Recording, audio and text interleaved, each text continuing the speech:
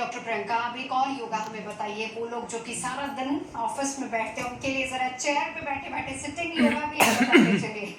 जी, जी, जी। देखिए, योगा के बहुत से ऐसे आसन हैं जो कि आपको गर्मी से बचा सकते हैं। तो योगा में एक तो जल मुद्रा होती है, क्योंकि हमारा शरीर पंच तत्वों से बना होता है, तो उसमें जल तत्व भी है। जल तत्व आप इस मौसम में बैलेंस करके चलेंगे तो आपके अंदर जो नमी रहती है वो बनी रहेगी। जल तत्व के लिए आपको क्या करना है, इस तरीके से उँगलियाँ करनी है आपको। ये जो छोटी उँगली है और अंगूठा, इन दोनों को मिला कर के इस तरीके से आपको रखना है। कम से कम 5-5 मिनट या 2-2 मिनट, 1-1 मिनट, जब भी आप फ्री हैं, आप काम करते हैं और टेबल पे हैं, तो आप एक हाथ से भी कर सकते हैं, आप दोनों हाथ से भी कर सकते हैं।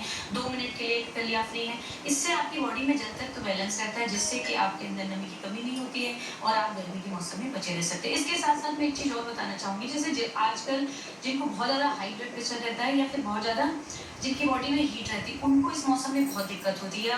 अभी डॉक्टर साहब ने बोला कि जिनको ओबेसिटी की प्रॉब्लम है, तो ऐसे लोगों को क्या करना चाहिए, योगा का ही पार्ट है। अगर आप घर में हैं, तो आप अपने पैरों को, जो आपके फुट हैं, उनको आप कम से कम 10 मिनट के लिए मिट्टी में रखें, गीली मिट्टी में रखें। इससे आपकी बॉडी की जो हीट है वो पैरों से निकल जाएगी, तो आपकी बॉडी का टेम्परेचर मेंटेन रहता है। और रही बात योगा की, सिटिंग पोज कौन-कौन से हैं, तो देखो, काम करते-करते आपका अपर बॉडी स्टिफ हो जाता है। तो सिटिंग पोज में जैसे आप चेयर पे बैठे इस तरीके से, एक हाथ को ऊपर उठा करके इस तरीके से दूसरी तरफ ट्विस्ट कर सकते हैं, कुछ देर रुकेंगे, ये आपकी स्ट्रेचिंग होगी, मसल्स रिलैक्स होंगे और आपकी बॉडी में थोड़ा-सा लाइट फील करेंगे आप। इसी तरीके से दूसरी तरफ आपको करना है।